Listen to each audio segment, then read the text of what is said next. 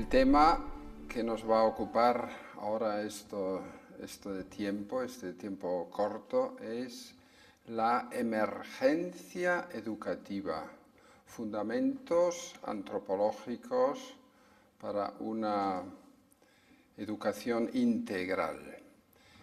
Todos nosotros tenemos esa preocupación: ¿qué es lo mejor para nuestros hijos? Todos estamos en el mismo barco, todos queremos lo mejor para ellos, pero ya aquí comienza la primera pregunta: ¿qué es lo mejor para ellos? Y entonces voy a recurrir con cierta frecuencia a la sabiduría de los griegos de la Grecia clásica. Allí surge esta pregunta: la felicidad, la eudaimonía, es lo que escribe Aristóteles en su Ética a Nicómaco. Dice: todos nosotros queremos ser felices, nadie de nosotros puede decir que no quiera ser feliz. Pero ¿en qué consiste esto? Y entonces nos invita a que pasemos por el templo de Apolo en Delfos. Aquí lo ven, donde pueden ver delante en el dintel esta palabra griega, gnoti se auton, conócete a ti mismo. Otra palabra que aparece ahí es meden agan, es decir, hazlo todo con mesura. Pero, ¿en qué consiste esto? Es decir, si nosotros pasamos por ese templo, nos hacemos preguntas importantes que son antropológicas, es decir, ¿quién soy yo? ¿Por qué estoy yo hoy aquí? ¿Cuáles son esas luces rojas que se encienden en mí para detectar aquello que chirría, aquello que no está bien? Estar despiertos para esto, para verlo. Heráclito de Éfeso distinguía entre, ya hace más de 2000 años, distinguía entre los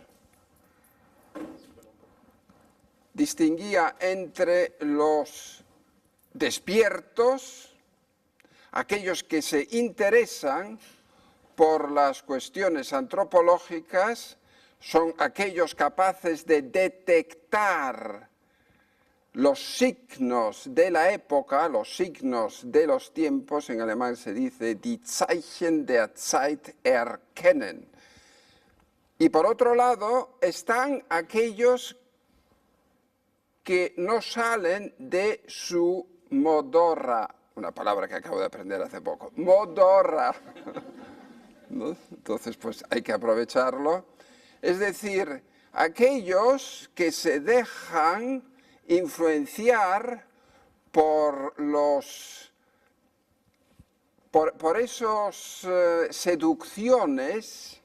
A mí me gusta aquí pues hacer referencia a la Odisea, donde saben ustedes que Homero habla allí de un momento, están todos navegando hacia Ítaca, y entonces pues pasan por la isla de las sirenas, pero las sirenas no son ni hombre ni mujer, sino son animales carroñeros, y se les ve pues encima de las pieles, ¿no?, de personas que han comido. Entonces, seducción. ¿Cuáles son las seducciones en las que suelen caer los humanos? Son siempre tres. Primero, poder. Segundo, brillo o reconocimiento. Y tercero, placer, en todas sus variaciones. y los que no salen de ahí, pues son los que están dormidos. Entonces, ¿qué es lo que nos dicen los griegos? Despierta, date cuenta de aquello que realmente vale la pena. Domina tus pasiones, porque si tenemos aquí una persona como Alejandro Magno, fíjese lo que decía Séneca a su amigo Lucilio, diciendo, bueno, Alejandro ganaba siempre en el campo de batalla, pero sucumbía a sus pasiones. Es decir, no era un líder, porque así continúa Séneca, el reino más grande es el dominio de sí mismo.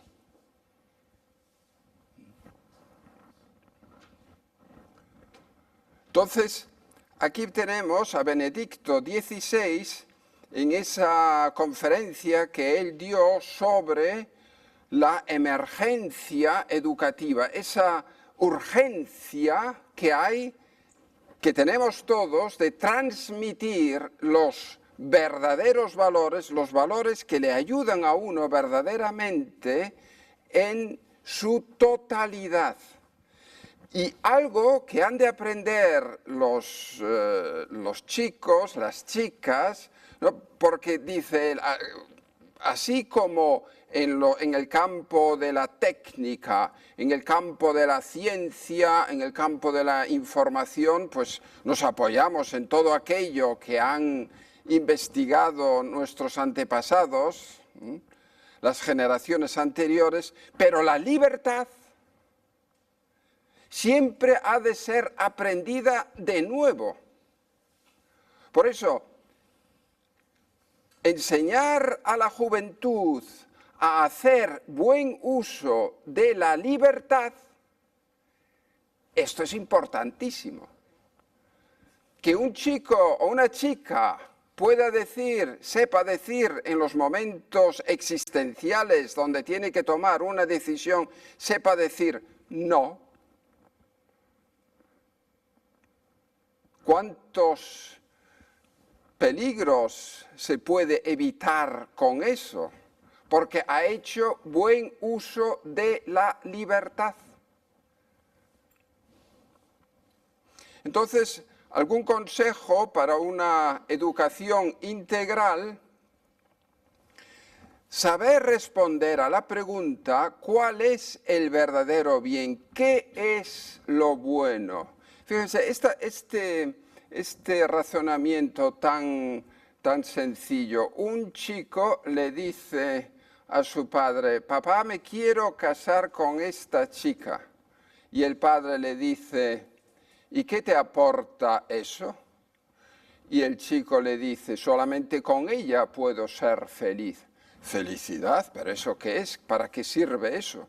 Pues fíjense, en este ejemplo así tan banal, distinguimos dos dimensiones. Por un lado, la utilidad, ser útil para algo. Pero por otro lado, el ser algo. Precisamente en esta segunda dimensión es donde actúa el pensamiento de Aristóteles, con la eudaimonía, con la felicidad. ¿Y qué es lo que él trata de transmitirnos en su ética a Nicómaco? Pues lo que quiere él es, con la ética, que nos alcemos por encima de los bienes particulares, que son importantes. Es muy importante pues, que un arquitecto sea buen arquitecto. Es muy importante que un médico sea un buen médico, que un ingeniero sea un buen ingeniero, que un abogado sea... Todas las especialidades, todo tipo de trabajo honesto, no cabe la menor duda. Pero ¿eso es todo? Si una persona tiene éxito en su trabajo, ¿quiere decir que ya con eso es feliz? Todos ustedes saben perfectamente eso no es suficiente. Se necesita el bien en su totalidad. ¿Cuántas veces en Alemania, en la universidad donde he dado clases, en la Humboldt Universität, allí a los estudiantes de medicina, claro, ellos lo que quieren sobre todo es la salud, que es lo que queremos los médicos, la salud para los pacientes. Pero ¿es eso todo? Es muy importante, no solamente importante, es importante. Pero vamos a ver, ¿un paralítico no puede ser feliz? Una persona lisiada no puede ser feliz. Una persona con toda una serie de limitaciones no puede ser feliz. Es que tenemos que alzarnos por encima de los bienes particulares, que son, vuelvo a decir, muy importantes.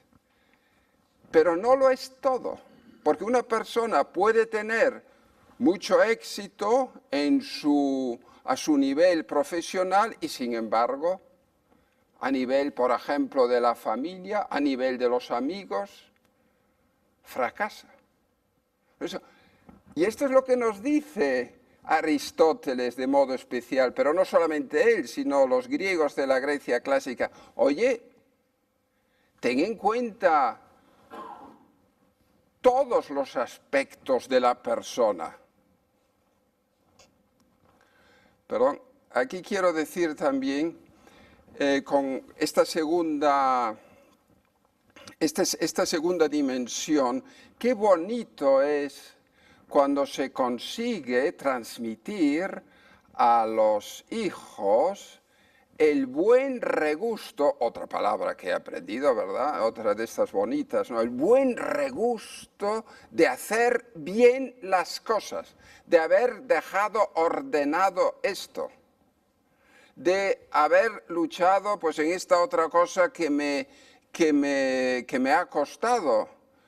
Y todas estas cosas no son caprichos de los padres, ¿no? Que eso lo sepan, sino que sepan el motivo profundo de actuar así.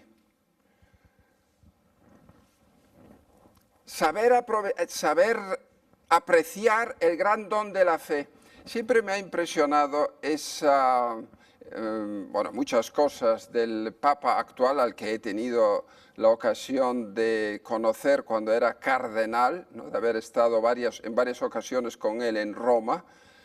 Y cuando él escribió el libro Introducción al Cristianismo, que lo escribió en el año 67, estando en Tübingen, en Tubinga, entonces era una serie de clases que él daba a los estudiantes de todas las facultades. Y allí, al comienzo del libro, él habla de un cuento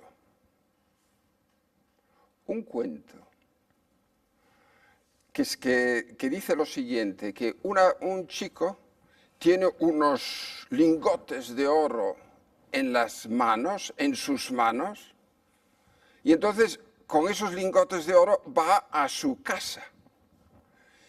Y por el camino,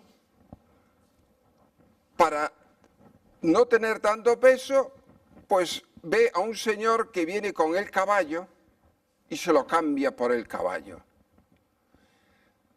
Luego ve a un señor que viene con una vaca, cambia el caballo por la vaca.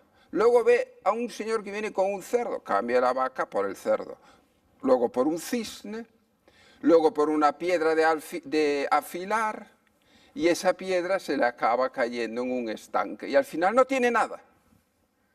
Entonces, Ratzinger piensa, dice, pero ¿no le ocurre esto muchas veces a los cristianos, que tenemos, por el bautismo, por la gracia de Dios, tantos oro en nuestras manos, pero de interpretación en interpretación van como por una cascada hacia abajo y al final se quedan sin nada? Por eso, apreciar el don, el regalo tan grande que llevamos en nuestras manos, que a veces pues no nos damos cuenta.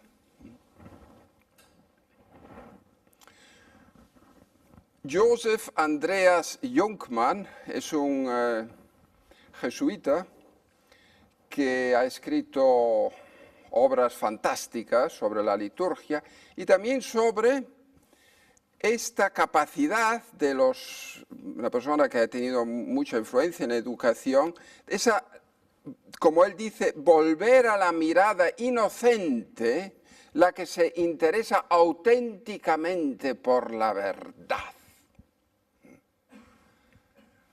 Esto es un tema naturalmente fascinante. Y aquí vemos el contrario, que le damos las gracias ahora a Woody Allen por ser tan sincero, ¿no? Por decirnos, no, a mí no. La única forma de ser feliz es negar la realidad, que es precisamente lo contrario a lo que dicen todos los filósofos, y es lo contrario a lo que dicen todos los sabios de la Grecia clásica, ¿no? Pero él es sincero, dice, es que la realidad, es que me cuesta tanto envejecer, dice él, que claro, que lo mejor que hago es huir. Pues así no va usted a ser feliz, ¿no? Este es el buen consejo.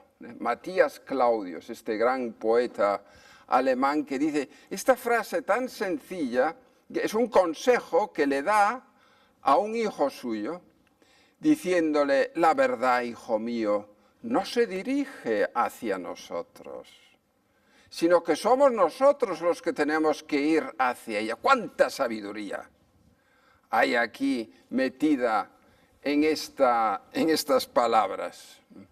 Por eso, claro, este es un peligro también que corremos todos, ¿no? No solamente la juventud, ¿no? Pero quizá la juventud, ¿no? A la que me estoy ahora dirigiendo también de modo especial, pues sí, pensar que uno puede apropiarse de la realidad solo a través de un clic. Que yo, por ejemplo, puedo asimilar todos esos libros, ¿no? Toda una serie de conocimientos globales, pues a través de un clic. ¡Qué error tan grande! Sí, pues ese consejo ahí pequeñito, ¿no? Pues tienen que superar, por ejemplo, la esclavitud de lo inmediato, aprender a vivir a largo plazo. ¿Qué importancia tiene eso para el buen desarrollo, para un desarrollo hacia la madurez, hacia la plenitud de los hijos? Claro, en una civilización en la que las cosas son definidas en sentido funcional por el valor del cambio, claro, esto es un peligro muy grande, cuando uno piensa que lo puede comprar todo, ¿no? Bajo ese aspecto monetario, claro, esto hace a los niños débiles.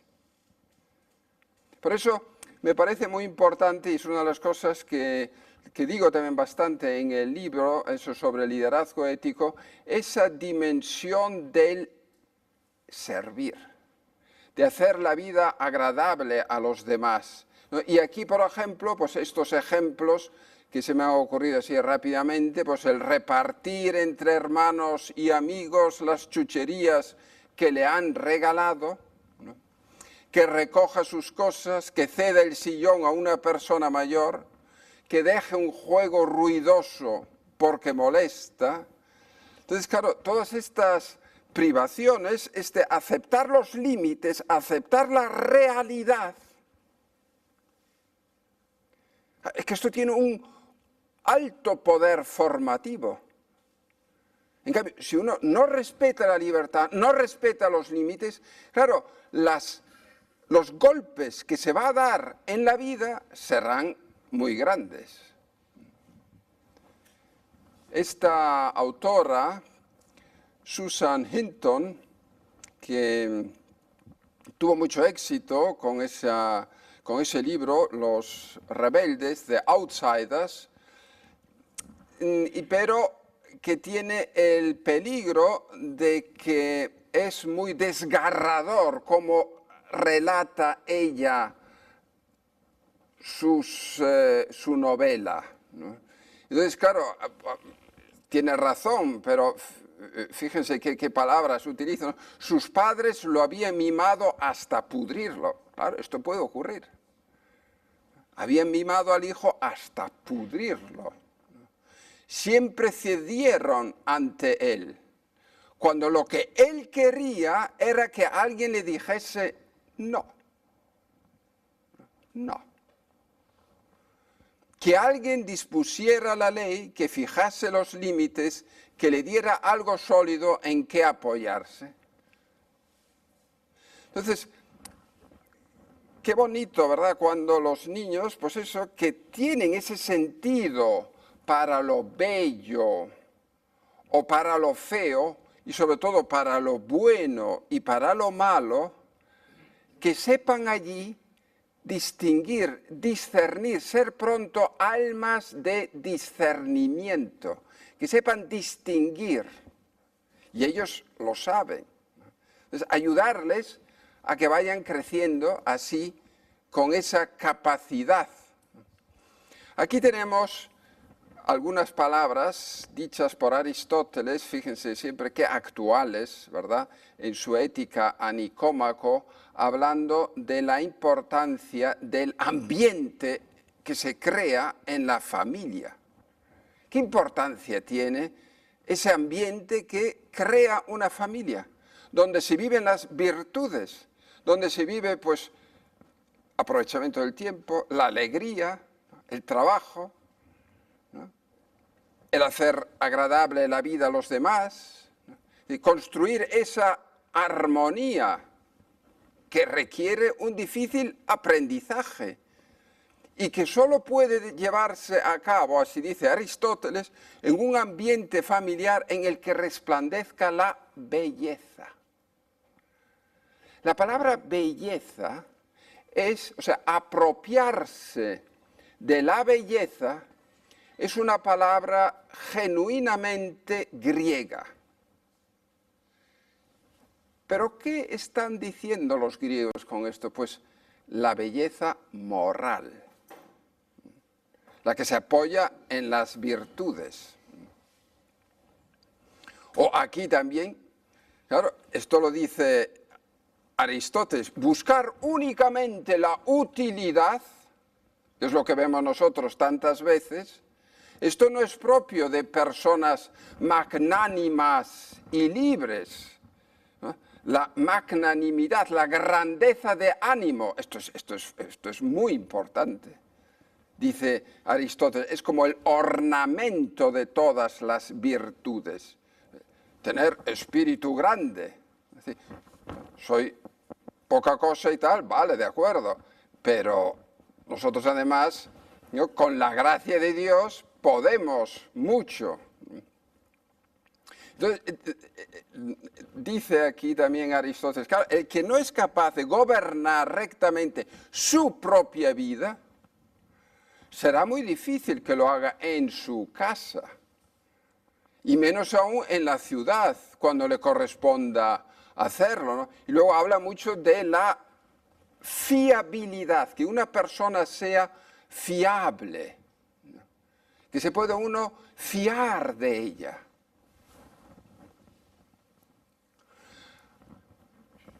En la Grecia clásica podemos preguntarnos, ¿quién era la persona con mayor sabiduría? ¿Era un gobernante como Pericles? ¿Era un matemático como Pitágoras? ¿Ha hecho muchos viajes como Ulises? ¿Ha escrito grandes epopeyas como Homero? No. Es posible que no haya escrito nada. Y sin embargo, se le considera como la cima de la sabiduría, y esa persona es Sócrates. Sócrates. Pero, ¿qué es lo que caracteriza verdaderamente a Sócrates? La coherencia de su vida. Una persona coherente. Esto es lo que se necesita hoy. Y esto no deja de ser un reto para todos nosotros. Pero esto es el ejemplo que él nos da. Ejemplo de coherencia. Es que no haya dicotomía entre lo que está pensando y lo que hace. No, en él no. Incluso, pues eso le lleva a la muerte. Y él aprende de su mamá, llamada Fenarretes, que era comadrona, el arte de la mayéutica. Es decir, dar a luz ideas llenas de sabiduría. ¿Qué es lo que tenemos que hacer nosotros? Pues los papás, sobre todo, pues con los hijos, ahí, pues darles esa sabiduría.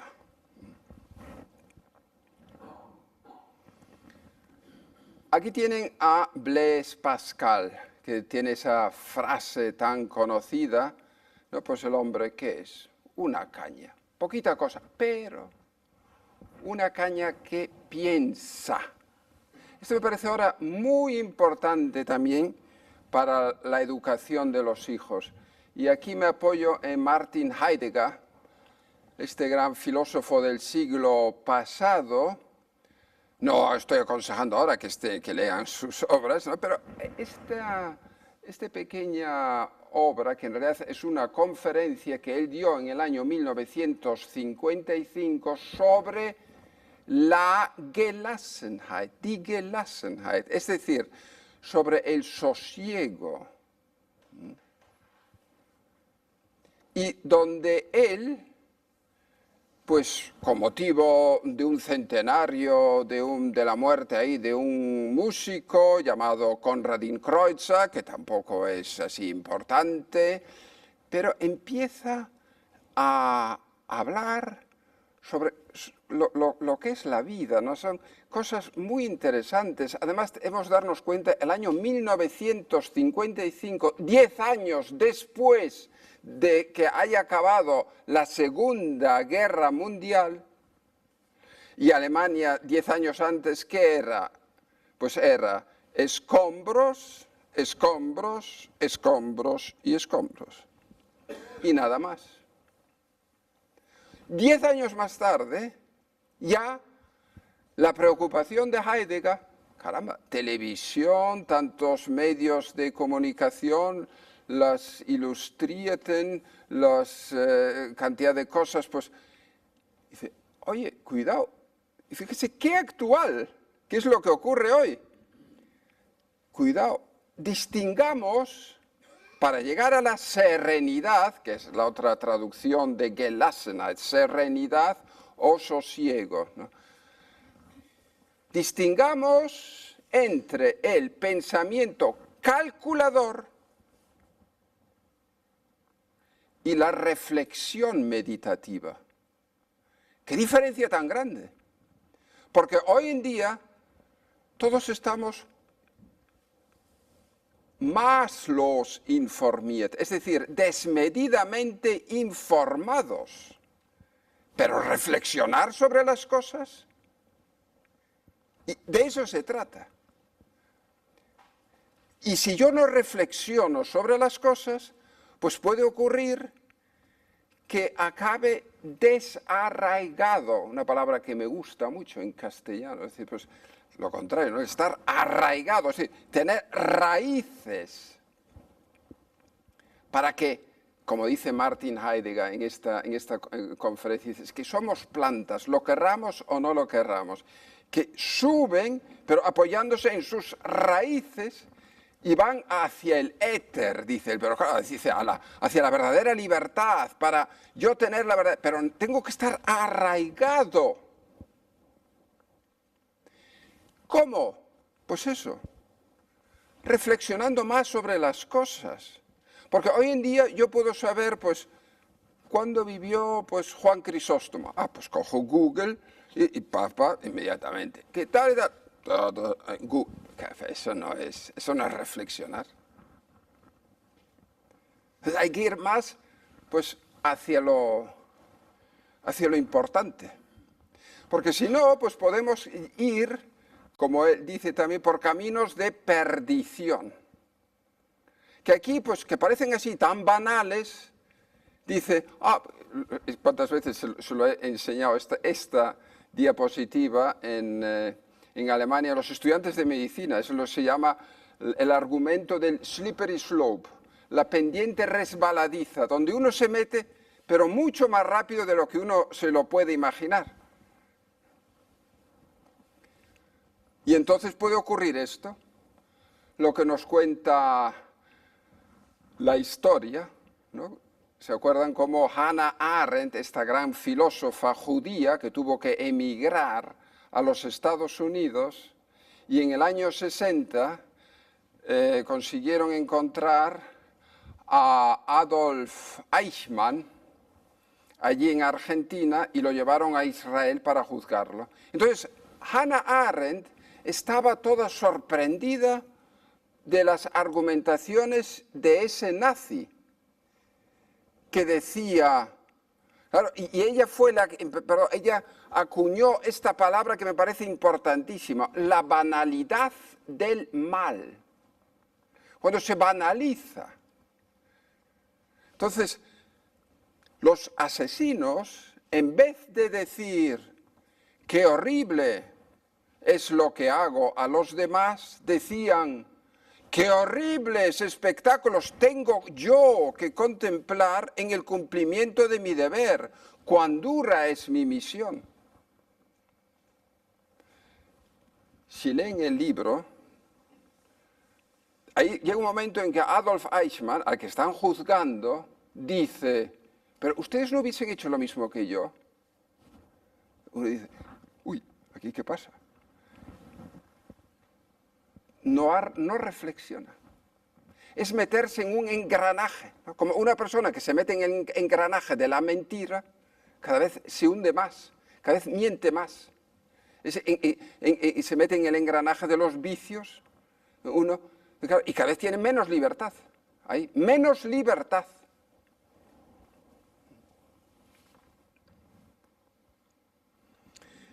Este autor alemán llamado Michael Ende, el autor de Momo, pues decía, ¿no? ¿Se acuerdan de lo que he dicho de Susan Hinton? Pues dice, un libro infantil ha de ofrecer a sus lectores algo que ellos consideren hermoso y que puedan amar. ¿Qué importancia la belleza, ¿no? A la que tantas veces se refiere Benedicto XVI, aquí hablando a los artistas en el año 2009, donde dice, este mundo en el cual vivimos necesita belleza para no precipitarse en la desesperación. La belleza, como la verdad, es lo que infunde alegría en el corazón de los hombres. La necesitamos tanto que él dice incluso, ahí hablándoles ahí a los artistas, dice, lo digo ahora solamente para que reflexionemos sobre ello, no me tomen ahora literalmente, solamente quiero que... Y cita a Dostoyevsky, y Dostoyevsky dice, el hombre puede vivir sin la ciencia, el hombre puede vivir sin el pan, pero sin la belleza, el hombre no puede vivir.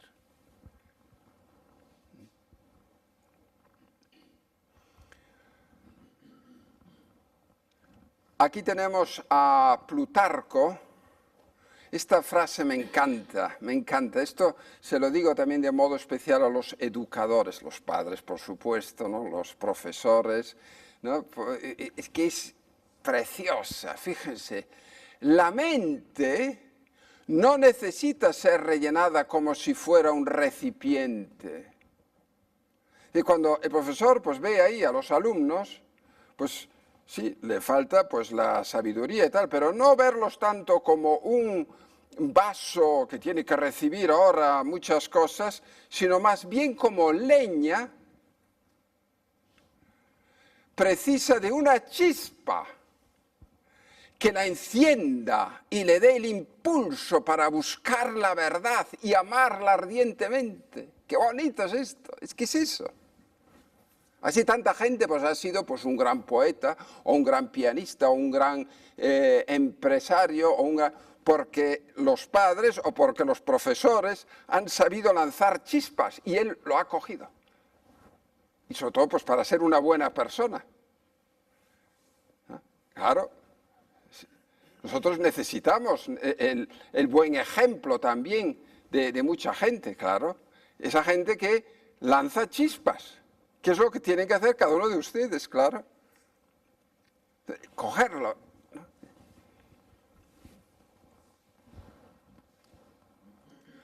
Otros consejos que me parece muy importante, el de John Henry Newman, que le da, claro, mucha importancia pues, al leer. Qué bueno es cuando los niños leen. ¿No? Y esta palabra suya, ¿no? La inteligencia no se forma a base de generalidades, sino de precisión.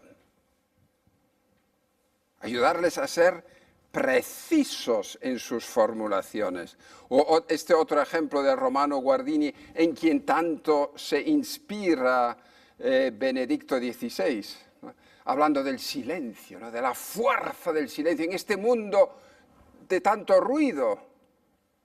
Pues darse cuenta también, pues qué bonito, ¿verdad? Guardar silencio es para la vida del hombre lo que es la caja de resonancia para una cuerda que vibra. En este libro lo que trato de hacer es ir de descubrimiento en descubrimiento hacia arriba, no la cascada hacia abajo, sino hacia arriba, hacia la fuente de la felicidad. ¿No? Entonces, claro, y apoyándome en toda esa sabiduría, ¿no? de la Grecia clásica. Bueno, y también dedicándole tiempo a las virtudes, ¿no? ¿Qué importancia tiene también hacer la virtud amable a los hijos, ¿no? Pues para que tengan fuerza, para que sepan disfrutar más de la vida. Este gran compositor que ha llevado Ludwig van Beethoven, que ha llevado la composición sinfónica al mayor grado posible. Piensen en la novena sinfonía de Beethoven, no solamente esa. Pues fíjense, esta persona, cuando tenía 28 años, él murió a los 57 años. Cuando tenía 28 años, no oía nada. No oía cantar a los pájaros en el campo. No los oía. ¿Y qué es lo que quería hacer él? Y lo dice en el testamento de Heiligenstadt, que voy a leer. Dice, ¿por qué no se suicidó? Estaba ya a punto. Pese al drama de su sordera incurable, ¿no? ¿Cuántas veces he estado en su casa donde él nació? Entonces se ven unos aparatos tremendos, que no le ayudaron nada, al revés, le estropearon más el oído. Una persona con esa sensibilidad tan grande, sordo. Y entonces, lo que le dice a los padres ahora, en ese testamento, dice, recomendad a vuestros hijos la virtud. Que vivan la virtud, que sean virtuosos. Solo ella puede hacer feliz, no el dinero, no el dinero. Yo hablo por experiencia. Él se dirigía mucho también a su Padre Creador, a Dios Creador, mi Dios Creador, y a la belleza, claro. Yo hablo por experiencia. Ella fue la que me levantó de la miseria. A ella, además de mi arte, tengo que agradecerle no haber acabado con mi vida a través del suicidio. Y ya para finalizar, les enseño a esta persona, a la que tuve la ocasión de conocer en varias conferencias cuando él venía por Alemania. Le hemos invitado varias veces, una persona que, haciendo alusión a Plutarco, lanza chispas. Claro, es una persona que ha vivido en un campo de concentración llamado Auschwitz, que era lo peor de lo peor. Esa persona a mí me tiene mucho que decir. Y yo callo, claro, totalmente. Pues Viktor Frankl, que le decía esto a sus estudiantes en los Estados Unidos cuando ya había emigrado, ¿no? por ser judío, ¿no? Había emigrado a los Estados Unidos y decía, así como hay una estatua de la libertad en New York, en el este, pues se necesita en California otra estatua que es de la responsabilidad. Y esta persona que ha ayudado allí en los campos de concentración a que se sabe muy claro de dos casos, que estaba ya a punto de suicidarse. Uno, corriendo a la alambrada, muy fácil. Uno le dijo, oye, pero ¿tú no tienes un hijo? ¿Tú no quieres ver a ese hijo? Aguantar aquí un poco más y ver cómo le va. Y otro le dice, oye, ¿tú no has comenzado con una biblioteca? ¿Y no quieres ver cómo va eso? O sea, motivándoles, ¿no? Motivándoles. Y él mismo dice también por qué no se suicidó. 3 cosas. Primero, su mujer, Tilly Grossa, que estaba en otro campo de concentración, no lejos de ahí, y que murió allí. Segundo, él había comenzado con la logoterapia, que es una rama muy importante de la psiquiatría fundada por él. Él es el fundador, que había escrito ya mucho, pero los nazis se lo cogieron todo. Lo quería volver a escribir, es decir, hablando pues del sentido de la vida. Y en tercer lugar, buen humor. Tener siempre buen humor, que es importantísimo para la vida. Bien, con esto cierro y les agradezco por su atención.